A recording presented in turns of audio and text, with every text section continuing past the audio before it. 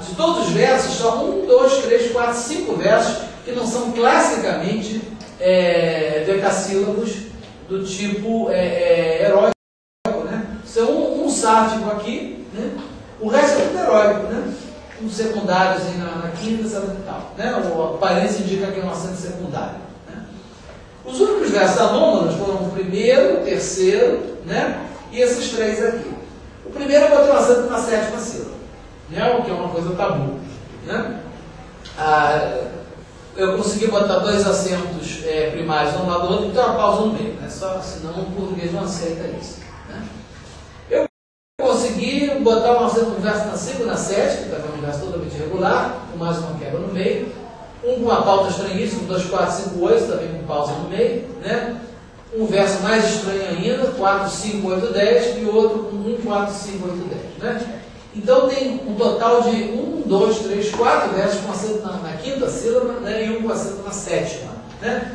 Então esses versos são irregulares, mas eles são em número bem menor que o original. O original está muito mais próximo ao esquema do pentatônico certinho do que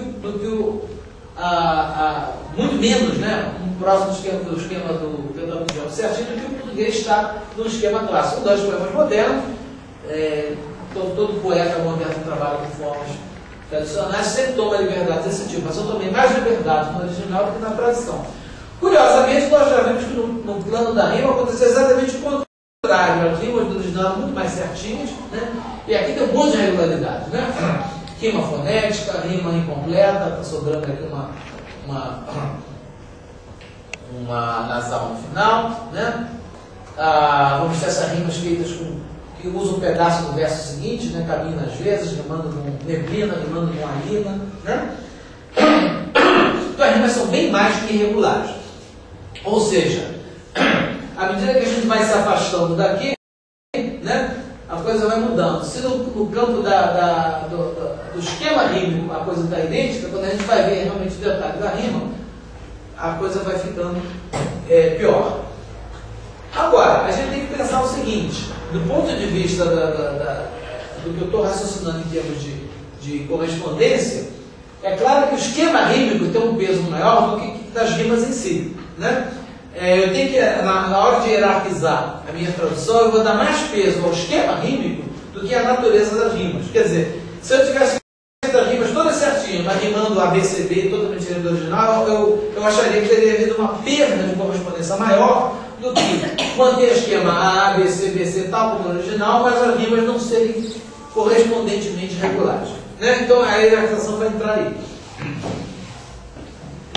Quanto aos efeitos acidentais, né, é claro que aqui não há preocupação nenhuma, o que vier é o que não é, o que não vier é paciência, mas a gente pode comparar com o original, isso não vai aparecer na tabela final, como é que houve também uma perda razoável de efeitos aqui, né? Vocês podem ver que o original tem um pouco mais de efeitos, somente concentrados aqui no final, de aliterações, e principalmente muitas assonâncias, né?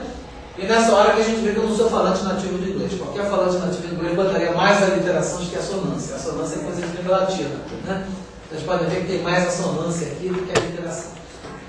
Mas, de modo geral, houve nos efeitos que são, digamos assim, periféricos, né? Que não são estruturais, houve uma perda muito grande. Aqui no final tem uma pauperma assonância em aço, enquanto que no final tem uma concentração grande de efeitos de assonância e aliteração. Agora, vamos observar o que aconteceu, e isso é que é o interessante dessa tradução, o que aconteceu no plano da correspondência funcional. O poema começava com uma citação truncada do poema obscuríssimo do Wordsworth, né? O Surprise by Joy. Aí eu botei uma citação do poema obscuro, do poeta mais obscuro ainda, que é o Sosias Disposta. Ninguém conhece o Sosias Disposta. Eu dei esse poema para várias pessoas para ver se alguém reconhecia a citação do Sosias Disposta. Ninguém reconheceu, né? É um soneto que eu adoro. Não sei se vocês conhecem o soneto do Sosias Disposta. É maravilhoso, o soneto sobre alegria, né? Olha que maravilha, um soneto todo com... Ele rima tudo em ele com hora, ele em hora. Eu vou ler todos isso que eu vou ler para vocês. Ora, a alegria, este pavão vermelho, está morando em meu quintal agora. Vem pousar como um sol em meu joelho, quando é estridente em meu quintal aurora.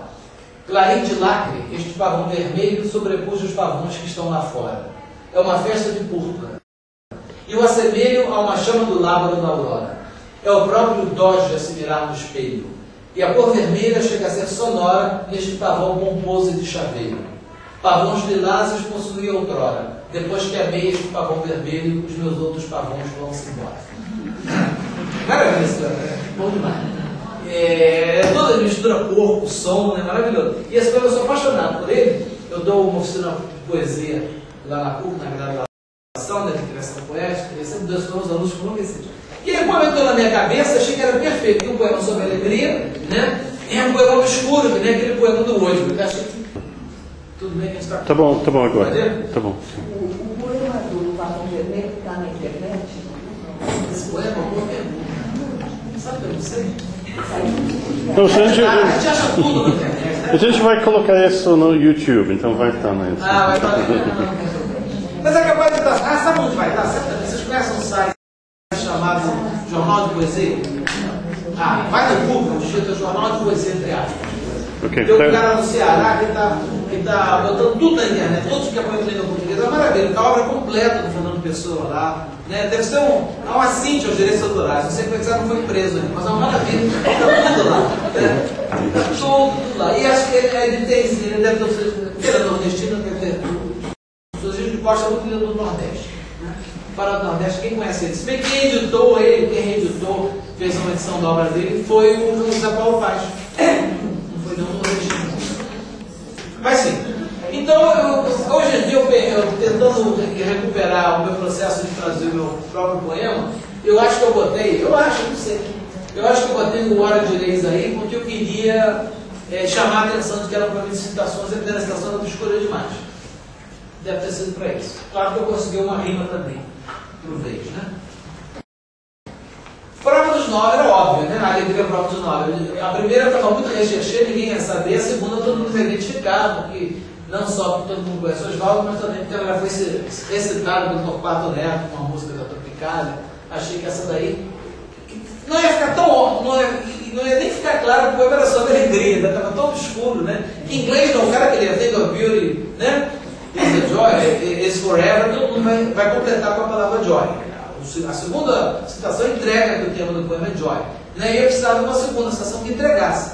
E aí eu botei o Oswaldo Andrade, né? Que essa daí vai entregar, que é a prova dos 9, todo mundo sabe. Peguei até fundo, que é só o cara catar uma referência que vai ver que é da Ordem da Alegria Chile, essa também entrega.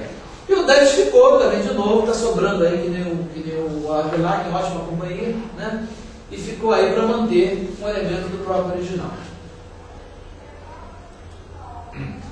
Então, resumindo, o original tinha 4 citações de poemas, das quais 3 continham alusões à alegria. Na minha tradução apareceram 5 citações, né? Veio uma citação de Lambuja, né?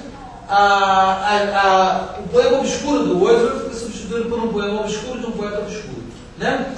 O poema do Kiss, Manjaderra, foi substituído por uma citação Manjaderra do Oswaldo, que na verdade não é um poema do Oswaldo, né? Sai de um dos manifestos do Oswaldo, mas tudo bem. Os melhores poemas do Oswaldo são os manifestos, né? Os Trinidades ficaram, né? Os Trinidades ficaram e entrou o Avelar aqui, provavelmente, penso eu, para deixar claro para o leitor que esse era um poema de citações para ele ficar atento que ia haver citações. Bem, agora vamos para o plano significado, né? Isso aí é complicado a gente marcar. Eu tento marcar em verde, que é uma alteração, em amarelo, que é um acréscimo, em azul, que é uma omissão.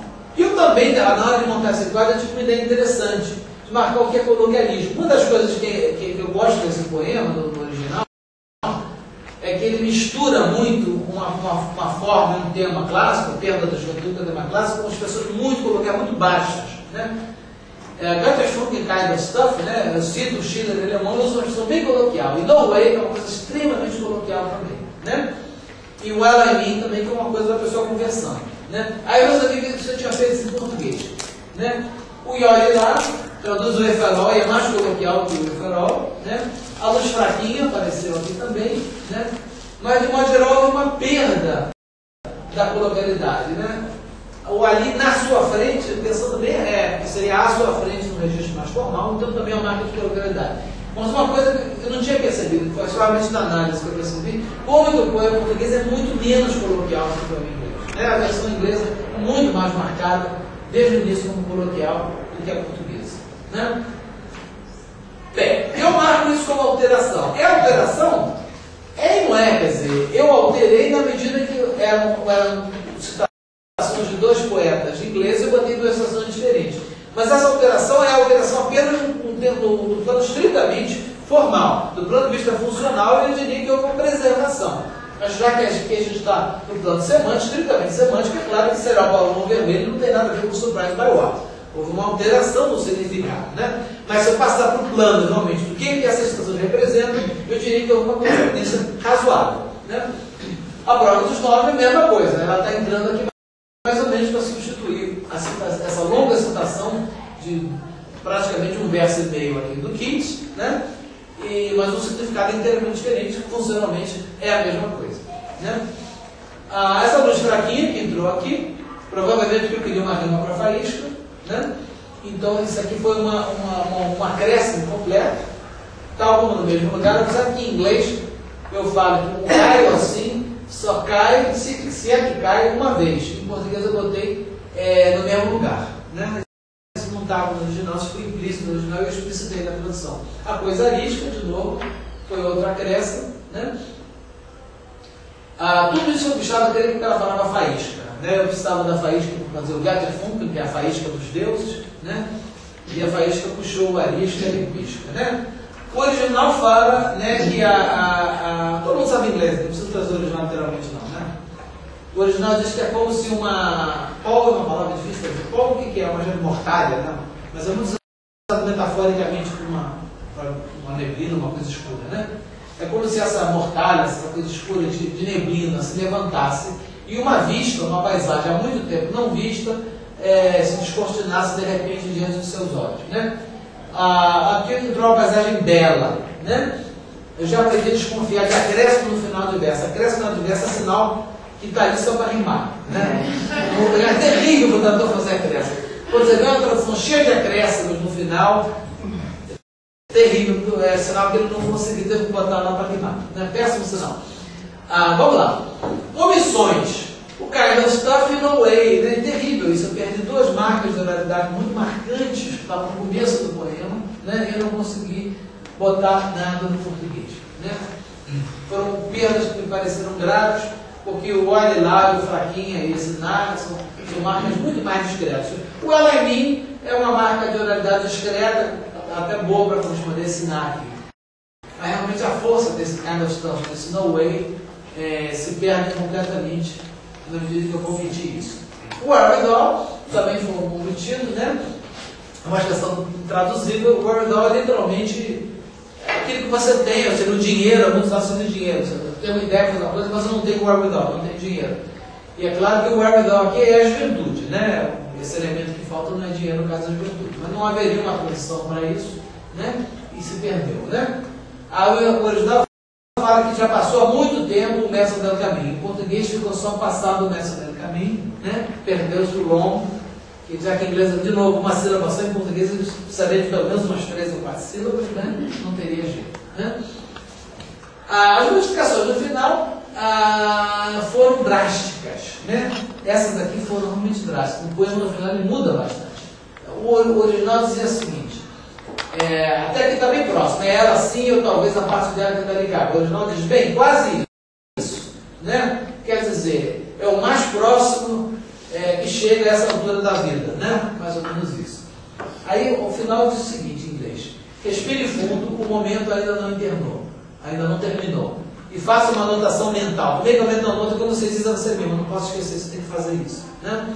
Faça uma anotação mental, não esqueça, não esquecer. Esse momento não deve ser esquecido, né? Isso daí não teve jeito de sair em português, que o poema termina de uma maneira bem diferente. Ficou o respiro fundo e durante os pulmões de ar, né? Mas o verso final é muito diferente do original. Goze esse instante, ele não vai durar, né? O original apenas diz que você não esquecer desse momento, que o português vai mais longe e explicita duas coisas, que é para ser gozado o momento e que ele não vai durar, né? Duas ideias explicitadas. Aliás, é um problema, um tema que também está cada vez me interessando mais, a questão da explicitação, né? Como é que o tradutor explicita o que está implícito? Isso é terrível, né?